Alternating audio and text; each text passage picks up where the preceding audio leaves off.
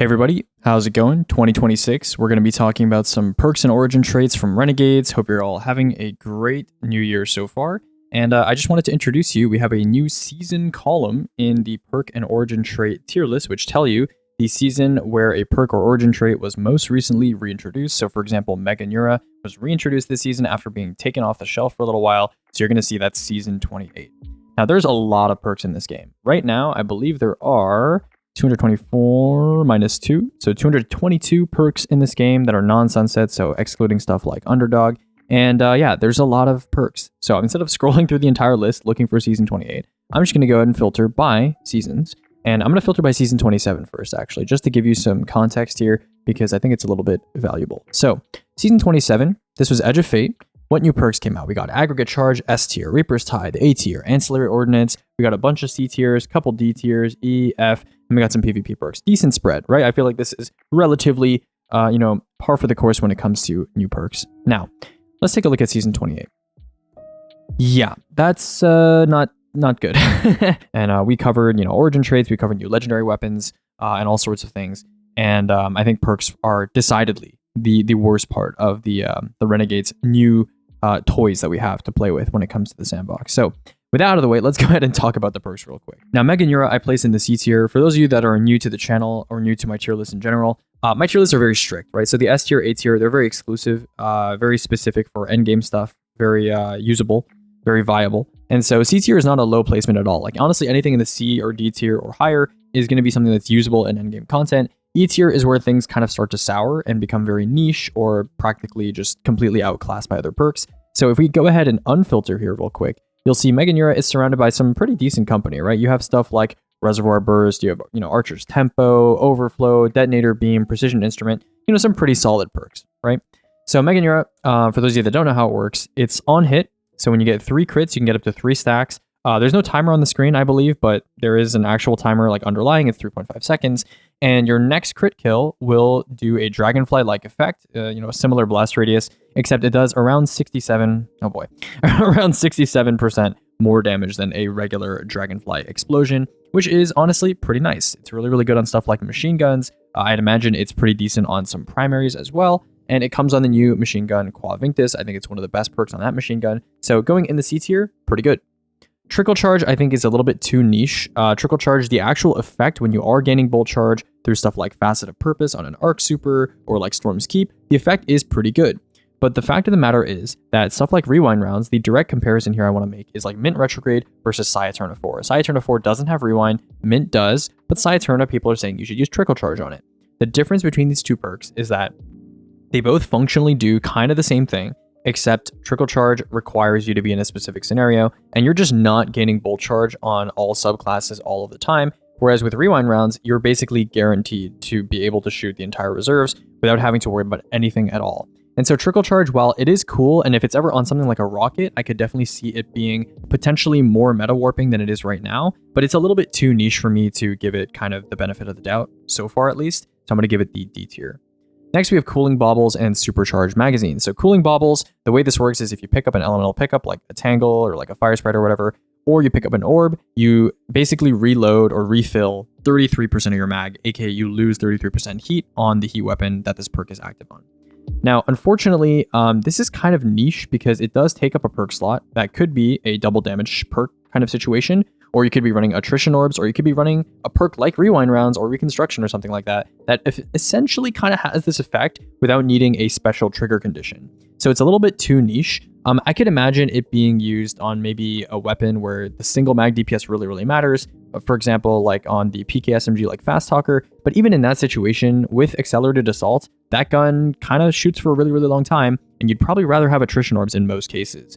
And so Cooling Baubles, it's just a little bit too niche. And outside of like one mag dump damage scenarios, I just don't think it's that great, to be honest with you. If it refilled maybe more heat, it would be more useful, but I don't know. It's just a little bit too niche. Supercharged Magazine suffers from more of the same problem, where Amplified is fine because you're amplified pretty often, but the fact is you need, 5% mag, so times 20, 1.5 times 20. That's like, 30 seconds, 30 entire seconds to refill your entire mag? That is just too slow.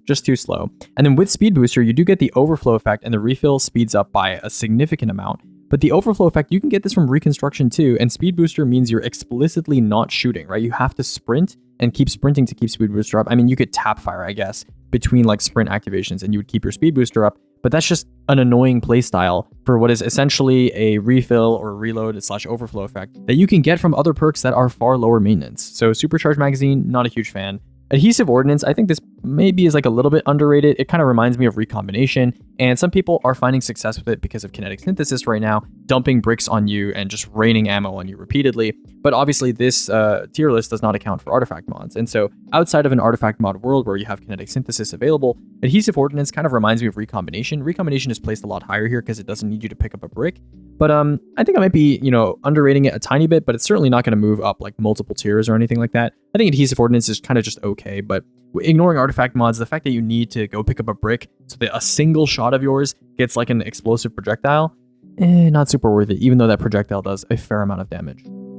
All-Star is like really bad. This is just an example of a perk that on release is just outclassed by like 20 other perks in this game. On ammo pickup, you get 15% damage for 9 seconds. Like even if this perk was in the first column, which it typically is in the second column, I haven't seen it in the first column on any weapon. That's terrible. That is terrible. There are perks in this game like Frenzy that give you 15% damage for free without having to pick up ammo. And so people are like, oh, Aegis, this synergizes well with kinetic synthesis. And like, I assume that was kind of the idea with this perk, but like, it's a really low damage buff for the requirement that it asks you to provide it with. And so yeah, F tier kind of just makes sense for it.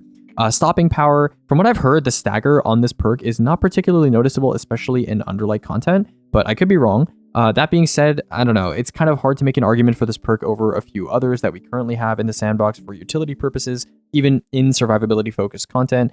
And the low health target thing, up to 15% damage when a target is low. I mean, there are perks that give you 15% damage regardless of a target status. And so, I don't know, maybe you could see it on like a Lucky Pants hand cannon or something as like a double damage perk, because I know I'm pretty sure stopping power is in the first column on some weapons already. So it's kind of a double damage perk in some ways, but there are already instances of better damage perks that are in the first column on other weapons. And so yeah, not good enough to surpass other double damage perks, as you can see here on the right side. Thermal Atomization, probably the most overrated perk this season because people just don't have number references some of the times when they're kind of evaluating perks.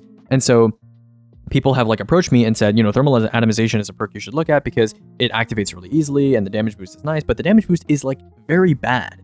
Like compared to high impact reserves, it has a worse damage boost. And the splash effect on kill, from what I've seen, the splash is very small and the scaling is terrible on most weapon types. Like the splash damage is almost nothing. And so this is kind of like a nothing burger perk, kind of like Cooling Baubles in my opinion. I mean, Cooling Baubles has maybe some more potency, for example, on Fast Talker. You guys have probably seen the builds on, various creators' channels of like being able to shoot the PK SMG for forever, basically. But even with that in mind, I don't really think either of these perks is super interesting.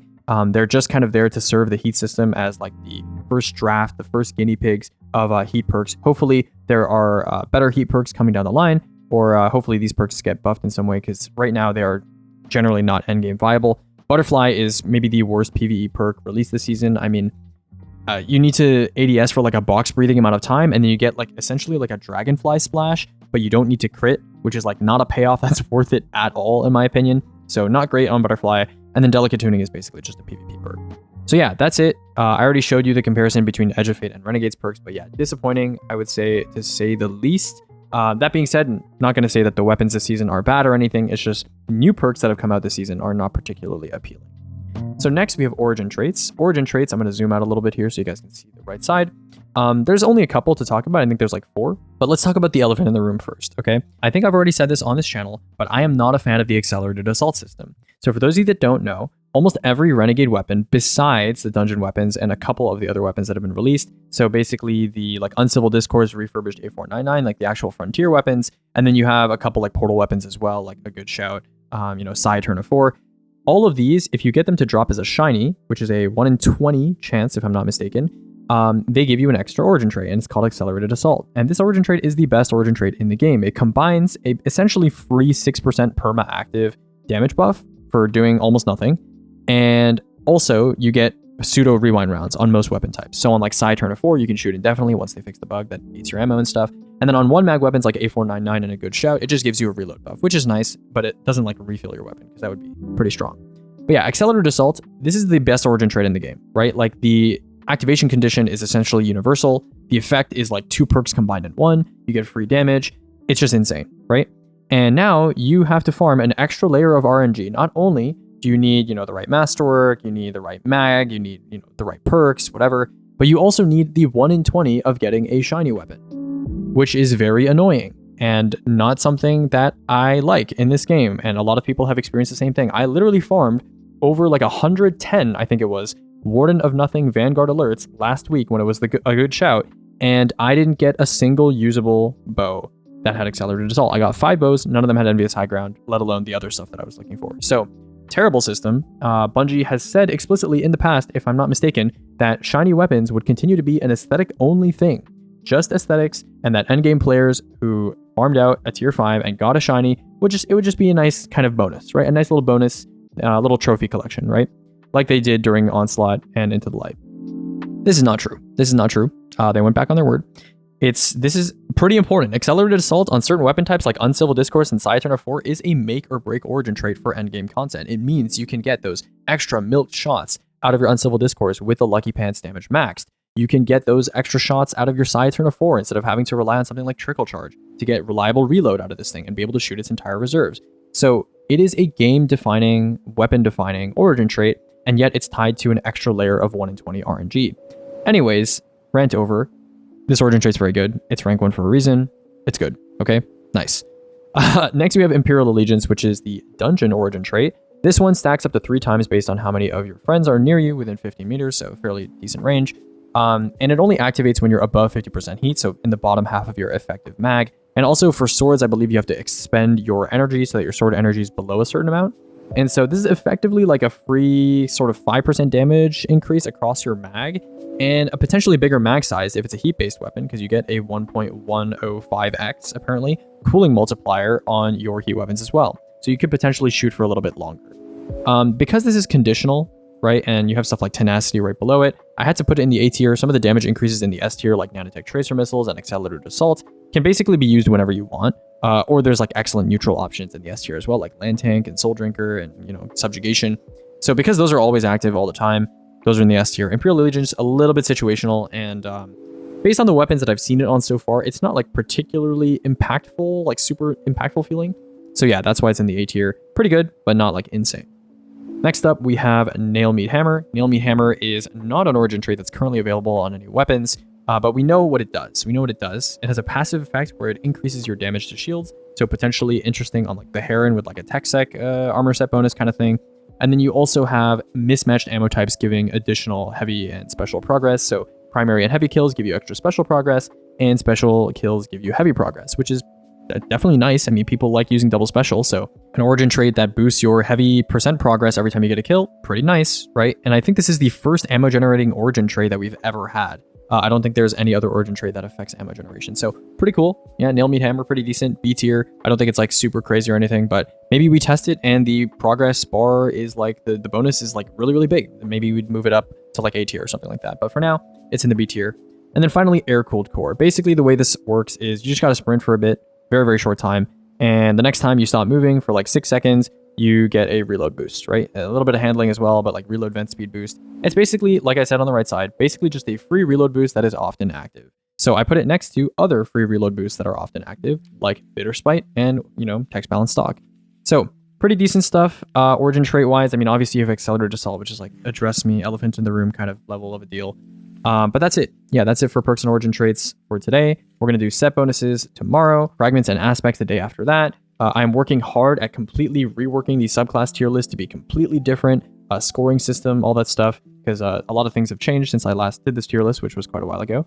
And then I have an encounter tier list, a raid encounter tier list that I made with my friends over the vacation, where a bunch of us sat up one night for like a couple hours, and just 4 speedrunners were just discussing every single raid encounter in the game and why we think some of them are better and some of them are worse. So exciting stuff. I hope you guys enjoy that content that's coming down the line.